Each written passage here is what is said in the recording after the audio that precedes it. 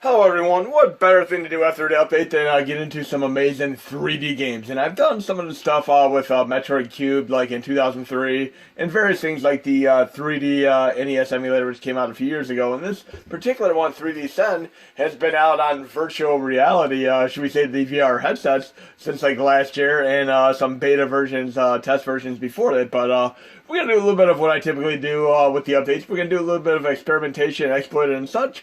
I mean, from the get-go, we have various profiles for the games, which are roughly 70 total games. And each of these actually are set up in a very, very special way, where the assets for the particular games are used in such a way, kind of conventional, sensors and such. Like, for this instance right here, I'm going to load Adventures of Lolo 2. And we're going to try it out for a moment here, and see how it plays. And I have it set up with my PlayStation Classic controller where I'm able to basically, you'll see once I start the game, how it works out. And see how it has a nice, nifty 3D effect with great shadows and all that. I mean, tremendous work here. But watch when I start the game here. And even going back to games like Monster Rancher, where I used to put the disc in and get all the various randomly generated monsters and such, which could have been the TLC and such on the actual disc. I'm doing a similar thing today, but from the get-go, nice, cool thing. Looks like Bomberman, Lolo, etc. I have it set up where I can do the R now to basically rotate it left or right, and then I can even go like tilt forward and back. And look at this awesome 3D effect there. But like I said, there are only about 70 games right now, and I'm going to do some cool stuff here. And when you exit the game with the escape key on your keyboard, watch what happens here. You can actually just do a right click right on this little screenshot here. It'll be the new one over here. So you can load the games and do that. If you want to pick a new game to load, you simply just tap it with the left mouse. And when you see it highlighted in blue, you can then right click and choose another game if you so choose to. And again, these are all specific to each profile here. Like I can load up Battle Kid right now. We're going to do like Batman for a moment here. Because this is something that I tested out. I had a little bit of a theory about this.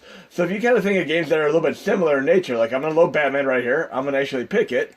Kind of like when I used to work on coding for the code breaker for Phantasy Star Online. There are various things that are kind of, you'll kind of see similarities in some of the way coding and algorithms and even assets work. And I'm going to show you some of this today, because even though there are 70 games supported here, you can actually potentially run hundreds upon hundreds of more.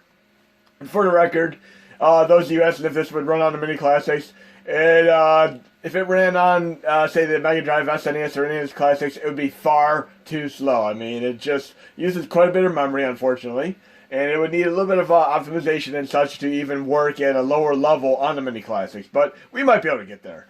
But we're going to try this Batman out for a minute here. Great Sunsoft game. And Sunsoft has also made, of course, many other games such as the European Euphoria, even Gremlins 2, Fester's Quest, and my favorite personal one of theirs is Blaster Master.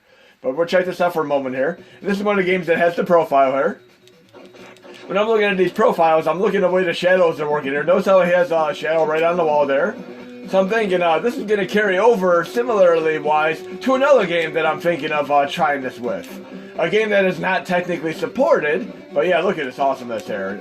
Batman meets Ninja Gaiden. But look at the great shadows here. So I'm actually going to utilize the shadow effect right here in another game. Just check it out here. I have an idea here, and I'm thinking this might work out. I'm going to click this, pick another game, and there's this great roguelike game called Zombie Hunter. Again, not supported, but I'm going to do a little bit of test based on my theory here. And we have the 3D effect right there. Look how awesome this is.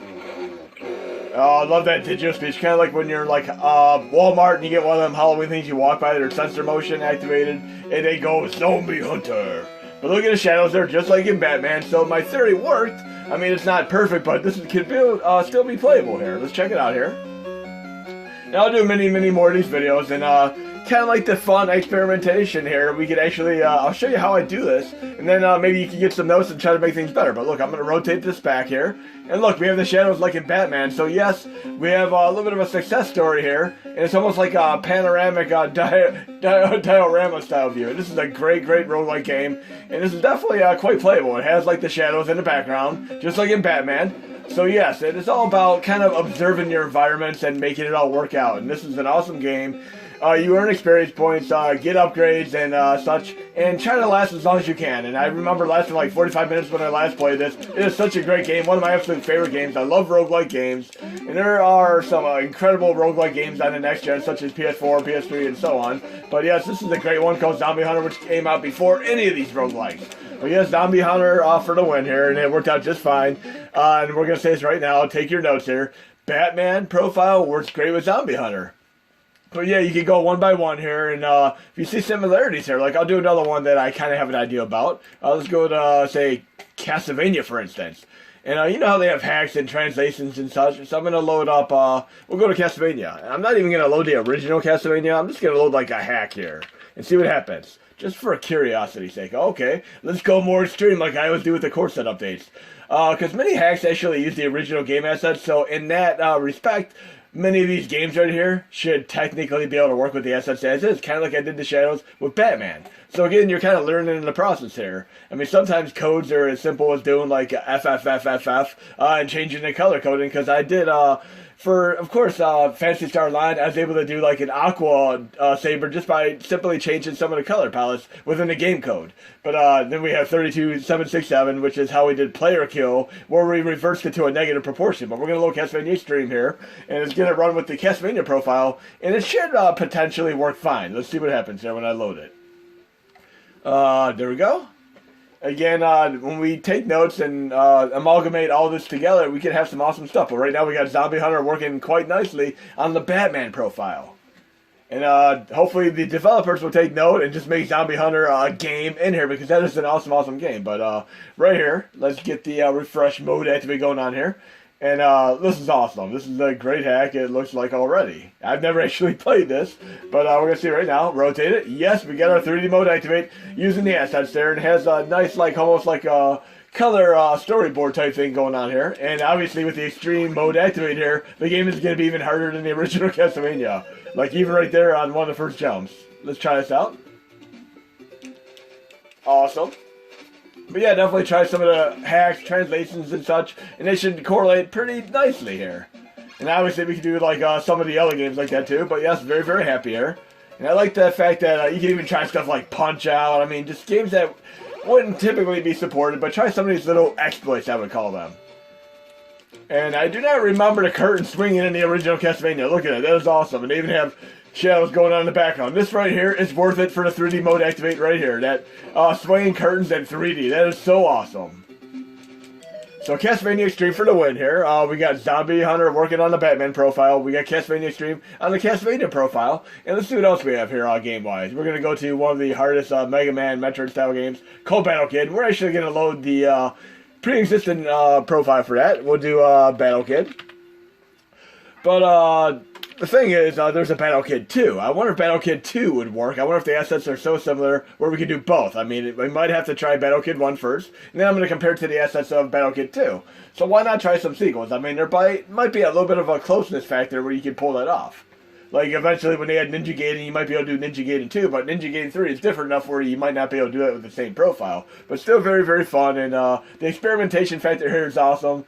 And it's another cool thing I'll show you in a minute here, too. And again, those of you who are having trouble even running this on your PC, I might do a profile setup where you can run it more optimally on like an older computer, because it does require a bit of intensiveness here. And I'll try to help you guys and gals out, just like I help you run them on the minis. We can do unfair difficulty. I'll just leave it on normal, which is still hard here. But again, Battle Kid 1 has the typical profile already set to go here. And when I'm done with this, I'm probably going to finish up Future Man. It's a great, goofy show. It's almost like Pineapple Express combined with the old Chris Elliott show, Get a Life. And Chris Elliott actually got his career started when he made a joke randomly to David Letterman. David Letterman loved it so much that it kind of just took off there. This is running great. I mean, Battle Kid, very, very tough game. Let's see if we can get to the Outworld here. And we're going to try the profile for this with Battle Kid 2 and see how it works. Awesome, awesome game. I would love to see this show up on, of course, something like PS4 as a downloadable title, but we're going to try a little bit of a test theory here, see how Battle Kid 2 plays. It may or may not work, but I'm going to try it. I think if it would have worked, they probably would have implemented it as a separate game, but I'm going to give it a shot anyway because I'm curious here. I'm really hoping this one works out. I mean, Battle Kid 2, I mean, they probably would have done a separate profile if it did work, but we're going to see what happens here. Using the assets of 1 here. Please work in 3D mode activate. Let's see what happens here. And again, it's going to be so fun testing all these out. And we'll use our notes together here. And between all of us, we can get it going together here. Clearly, this is not going to work with Profile 1 here. So it's a different enough game asset-wise where it's not going to work with Profile 1. But it was worth a try. I mean, you have to try to succeed at something. Because again, even when you make mistakes, it all amounts down to being experienced. So still cool what it is. I mean, it has a cool, nifty form perspective. And you can even make it even more difficult by rotating it in reverse there. Look at that. Kind of like when you're doing Crash Bandicoot and you're running away. But still cool. It was worth a try. Let's see what else we have to work with there. I mean, we got a couple success stories today.